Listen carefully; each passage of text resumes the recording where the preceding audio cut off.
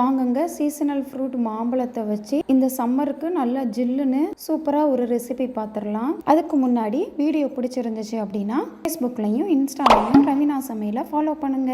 நல்ல ஜில்லுன்னு சூப்பரான மேங்கோ கேரமல் புட்டிங் தான் பார்க்க போகிறோம். புட்டிங் பண்ண ஃபர்ஸ்ட் சுகரை கேரமலைஸ் பண்ணிக்கலாம். ஒரு 5 ஸ்பூன் கிட்டக்க சுகர் எடுத்து ஒரு 1/4 டம்ளர் போல தண்ணி ஊற்றி நல்லா கொதிக்க விட வேண்டியது தான். ஒரு 7 to 8 நிமிஷத்துலேயே நம்மளுக்கு நல்லா ப்ரௌன் கலர் வரவும் இதை நம்ம எந்த பாத்திரத்துக்கு புட்டிங் பண்ண போறோமோ அந்த பாத்திரத்துக்கு உடனே மாத்திக்கோங்க.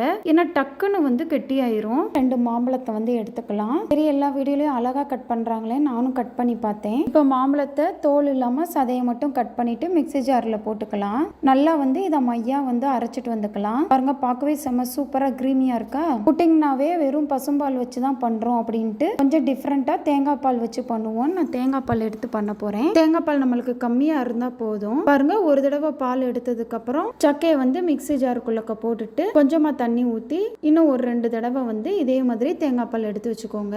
நல்லா கொஞ்சம் கெட்டியா இருக்கணும். இப்போ நம்ம அந்த மாம்பழம் அரைச்ச விழுது இருக்குல்ல, அது எவ்வளவு இருக்குன்னு நம்ம அளந்து வச்சுக்கலாம். எனக்கு 1 டம்ளருக்கு இருந்துச்சு. இப்படி ஃபர்ஸ்டே அளந்து வச்சா தான் சீனியும் தேங்காய் பாலும் ஊத்துறதுக்கு கரெக்டா இருக்கும்.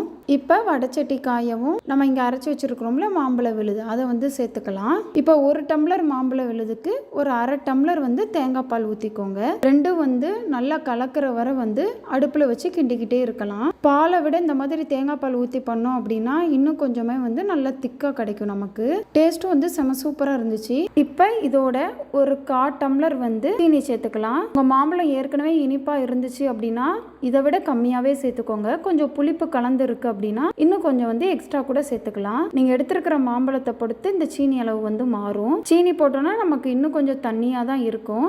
பாருங்க எந்த அளவுக்கு தண்ணியா இருக்குன்னு பாத்தீங்களா. இப்போ இதை கெட்டியாக்க இங்கிட்டு ஒரு 2 ஸ்பூன் போல கார்ன்ஃபிளவர் மாவு எடுத்துக்கலாம். அதோட 1/4 டம்ளர் தேங்காய் பாலை ஊத்திக்கோங்க. ஊத்தி நல்லா கலந்ததுக்கு அப்புறம் இதுல சேர்த்துக்கலாம்.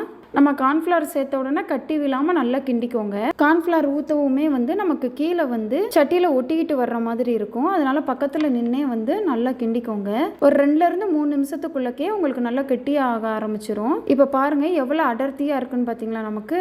இப்ப இதோட ஒரு 1/2 எலுமிச்சம்பழத்தை பிழிஞ்சு ஊத்திக்கலாம். இது நம்ம சேர்த்து எல்லா ஃப்ளேவரையும் பேலன்ஸ் பண்ணிரும். சுகர் அதிகமா இருந்தாலும் சரி, இல்ல மாம்பழத்துல புளிப்பு அதிகமா இருந்தாலும் சரி, பேலன்ஸ் ஆக்கிரும். இந்த அளவுக்கு நல்ல திக்கா அடர்த்தியா வரவும் நம்ம ஏற்கனவே கேரமல் பண்ணி வச்சிருந்தோம்ல அந்த பாத்திரத்துக்கு ஊத்திக்கலாம்.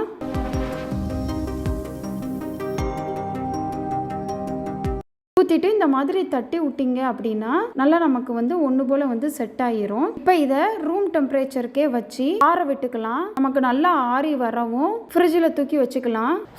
ஃப்ரீசரில் வச்சிடாதீங்க.